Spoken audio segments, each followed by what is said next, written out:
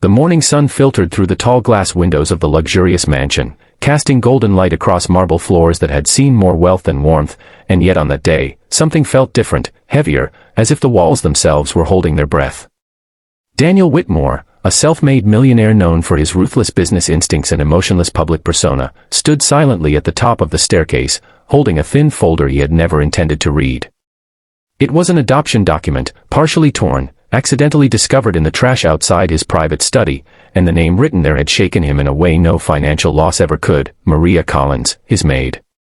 Maria had worked in his home for over 3 years, quiet, efficient, invisible in the way the world often treats women like her.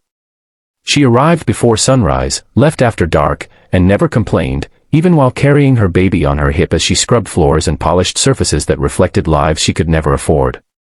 Daniel had always assumed her life was simple, distant, none of his concern, but the words on that paper told a story of desperation, voluntary surrender, financial hardship, no family support.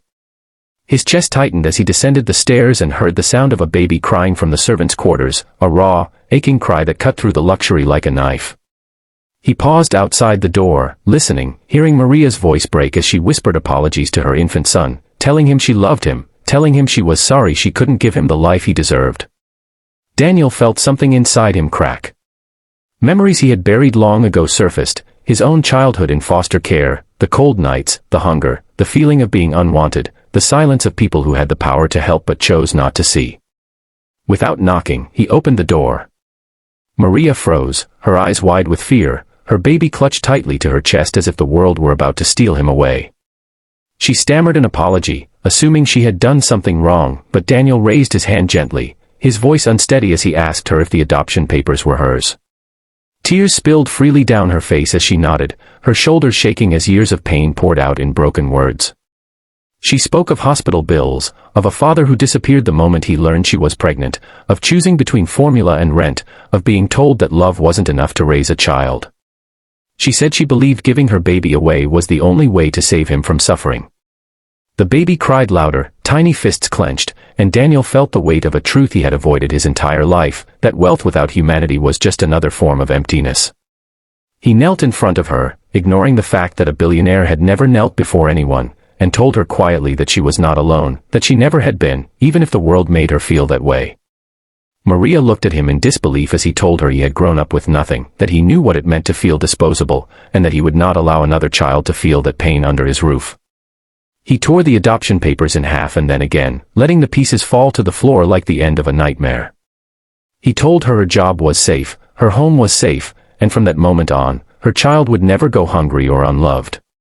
But he didn't stop there. Over the following weeks, Daniel did something no one expected. He set up a trust fund in the baby's name, covered all medical expenses, and paid for Maria to attend school so she could build a future beyond survival. He converted one wing of the mansion into a comfortable living space for her and her child, not as charity, but as dignity. The staff watched in shock as the cold businessman they knew softened, carrying the baby through the halls, smiling in a way no one had ever seen.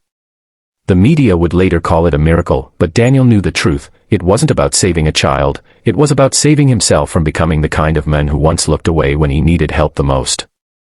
On the baby's first birthday, Daniel stood quietly in the corner as Maria laughed through tears, watching her son take his first steps, and in that moment, surrounded by balloons and imperfect joy, he understood that true wealth was not measured in numbers, but in lives changed, in pain prevented, in love protected.